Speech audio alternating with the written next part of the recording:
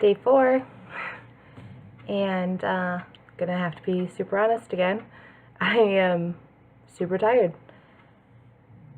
It's a lot on my day, and I really contemplated before filming this, thinking, I don't know if I can necessarily fit this into my day anymore. And this is day 4 on 4.5 hours of sleep, with a huge busy schedule and kids, and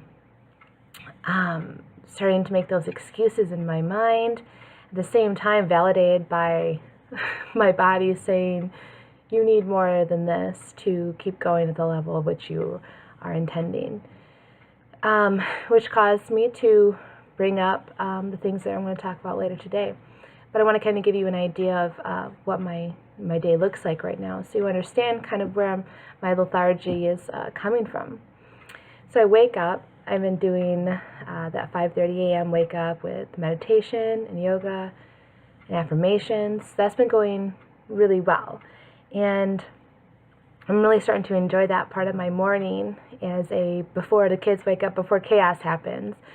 So I'm keeping that. I can't let that go. That's a really big part of the 31 days. I get the kids up, get the partner up, 6:30. The baby wakes up. I'm doing bottles. Kids off to school.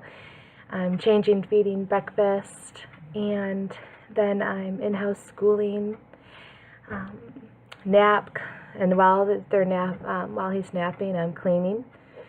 So, and then when he wakes up from that, we're back off to the busy schedule of Caden's getting off the bus. We're getting ready, doing homework. We're getting dinner ready. After dinner, it's bath time, bedtime. So, and then right after bedtime, I go right into this, right into filming, right into editing, right into posting. And a little after midnight is when I get to bed, because I have that yoga, meditation, and affirmations. And then my day starts all over. That's just a ton. And so I'm starting to feel as even though my mind is starting to think more clearly in terms of in control of my happiness and my emotions, at the same time I'm really noticing now on day 4 this huge wall of like, whoa, my body telling me you need some solid sleep. Like that's important too. So I looked up a couple different things in those 2 books that I talked about earlier, as far as what I could do to change my perception on this. So one of the quotes from Soul Psychology is, "Nothing outside of us causes us to feel anything.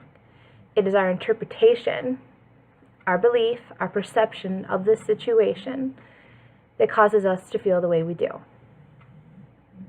Okay, so I'm looking at this and I'm taking it and I'm like, well, yeah, I'm perceiving this as I'm tired. I really don't know how to change this outside perception, because I'm tired. Plain and simple. I can't really think of a way to not be tired. And so I'm reading on.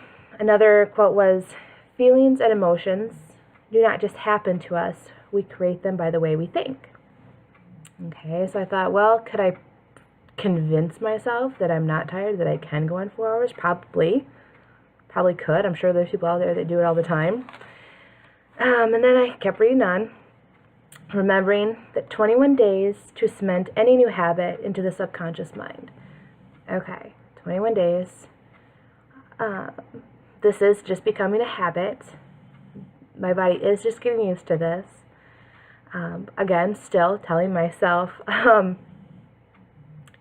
I still need 4 hours of sleep. So I'm not convinced yet that I'm going to be able to completely rechange my mind into the fact that I don't need sleep. And then I read, "What you resist, you attract, because you are powerfully focused on it with emotion. To change anything, you have to go within and emit new signal from your thoughts and feelings." And that kind of hit home for me, because so here I am focusing on how much little sleep I'm getting, how tired I feel, how lethargic I am, And the amount of focus that I'm putting into this, I'm attracting even more draining energy, more lethargic, more everything that I'm trying to get away from. And I'm like, wow, I just spent the whole day like thinking about how tired I was, putting all that emotion into it, until the time where tonight I'm filming and I'm at the point where I'm like, I don't know if I have the energy to do it. So now I'm wondering, how do I change this? How do I change that perception? And what I thought, the first thought that came to my mind was pretty simple, and I'm just going to go with this. So I thought, I don't think that I need to accept 4 to 5 hours of sleep. I'm not going to accept that. I feel like my body needs to have at least 7 hours of sleep. Previous to this, rock solid 8 hours. So this is a big transformation for me. Clearly not working. So what I can do, I can reschedule my day. Rescheduling to fit my new life schedule. And I think that the biggest change I'm going to make is when the kids are napping, I'm now going to be doing filming starting day 6. So, and then after the kids go to bed, then that's laundry. And if it doesn't get done that day, I can do it the next day. Not putting so much pressure on myself to get the house looking as perfect every day as I think that it should be. And allowing my day to be kind of carried around, doing what's best for me. And I think sleep is going to be the best thing for me. So, but just taking those ideas about what we're putting all those, our energy into, and focusing on that emotion. So now I'm going to spend tomorrow consciously thinking about how much energy I have and how good I feel and how capable I am. Today was Girls on the Run, which is a 5K that I'm doing with my daughter, and that will be running at the end of May. And I never have done that before, and that was a big facing my fear moment as well. So again, another day of empowerment, though, another day of doing something that I was afraid of, doing something that scared me a little, and facing it head on. And I'm finding it's almost